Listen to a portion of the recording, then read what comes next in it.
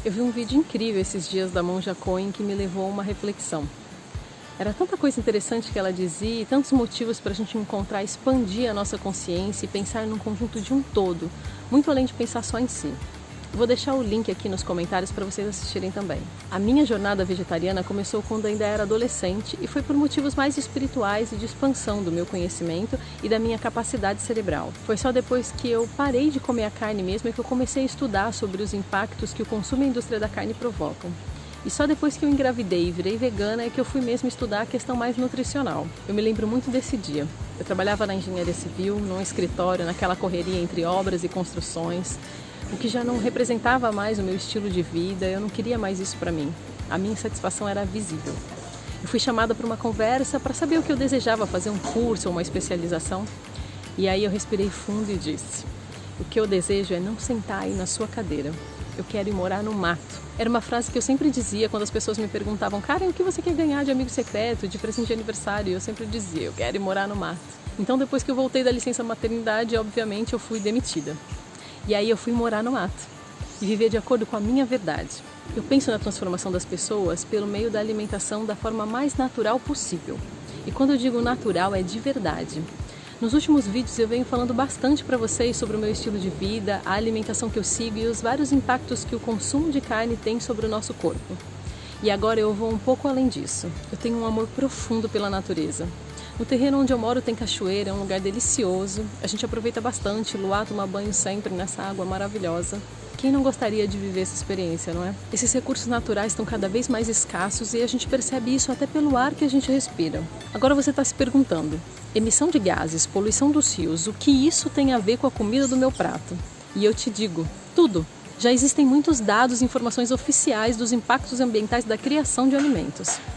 Um documentário de 2014, o Cowspiracy, que está disponível no Netflix, faz várias denúncias. Ele foi feito depois de dados oficiais da ONU que informavam que a pecuária tem emissão de gases superiores ao do setor de transportes.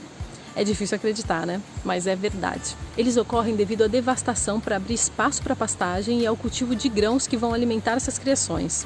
E também aos gastos enormes com água para manter essa produção e também a emissão de metano pelos animais. Estudos comprovam que a pecuária e os seus subprodutos são responsáveis por pelo menos 32 milhões de toneladas de dióxido de carbono por ano, ou 51% de toda a emissão dos gases de efeito estufa em todo o mundo. O metano expelido nos gases dos ruminantes tem mais impacto na mudança climática do que se imagina. Ele tem um potencial de aquecimento global 86 vezes superiores ao do CO2 em um prazo de 20 anos. De acordo com as pesquisas, as vacas produzem 150 bilhões de litros de metano por ano.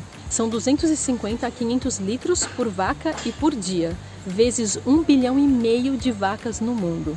Além das emissões provocadas pelo sistema digestivo dos animais, o metano e o óxido nitroso emitido pelas fezes, tem também as emissões de CO2 nas várias etapas de produção da carne, desde a queimada para a geração de pastos até o consumo. A literatura científica prevê que essas emissões aumentem cerca de 80% até 2050. Os números são grandes e fica bem difícil a gente ignorar o impacto dessa emissão para a nossa saúde e para a saúde do planeta. Eu já fiquei bastante impactada só de estudar sobre esse assunto mais profundamente. E você, acreditando ou não no aquecimento global, esses números são um tanto assustadores. Vamos falar também um pouco sobre a água. Um outro grande problema causado pela indústria agropecuária é o elevado consumo de água. Cultivar plantas para alimentação animal representa 56% de toda a água consumida nos Estados Unidos, por exemplo. O cultivo de grãos consumido pelos animais demandam de muita água. E esse montante todo, somado ao consumo direto dos bichos, representa uma faixa de consumo de 34 a 76 trilhões de litros por ano. No Brasil, em média, 1 quilo de carne bovina é responsável pelo consumo de 15 mil litros de água doce limpa. Só 1 quilo de carne. É uma quantidade absurda para produzir um pouquinho de comida. Quem se torna vegetariano ou vegano economiza água de forma significativa. Muita gente usa o argumento do consumo da soja por essas pessoas, que é bastante utilizada durante a transição. E apesar de eu não incentivar esse consumo pela questão da transgenia, só para se ter uma ideia, para produzir 1 quilo de soja, por exemplo, são gastos 500 litros de água, enquanto para se produzir 1 quilo de carne bovina são necessários 15 mil litros de água. Eu sei ainda que a maioria das pessoas que escolhe esse tipo de dieta tem uma ideologia de não apoiar nenhuma agressão contra os animais. Isso inclui rodeios, zoológicos e tudo que prive o animal da sua liberdade e que o machuque psicologicamente ou fisicamente. Com mais vegetarianos e veganos, a chance dessa violência cessar e de outros animais serem salvos é bem maior. Todas essas informações me fazem refletir profundamente e embasar ainda mais a minha decisão. Eu sei que eu estou fazendo bem a mim, para o meu corpo, para a minha família e para o planeta. Mas uma das principais, a que realmente mexe comigo, é a fome. Numa escala mundial, as vacas bebem 45 bilhões de litros de água e consomem 61,2 bilhões de quilos de comida por dia. Pelo menos 50% dos grãos que são produzidos vão para alimentar o gado. Só os Estados Unidos poderiam alimentar 800 milhões de pessoas com os grãos que o gado consome. Dá para mensurar o que isso significa? 80% das crianças famintas vivem em países onde os alimentos são administrados aos animais, e os animais são comidos por países ocidentais. A indústria agropecuária reflete diariamente as contradições do capitalismo e os seus abismos sociais. Alimentos que poderiam retirar milhões de pessoas da fome são utilizados para alimentar o gado.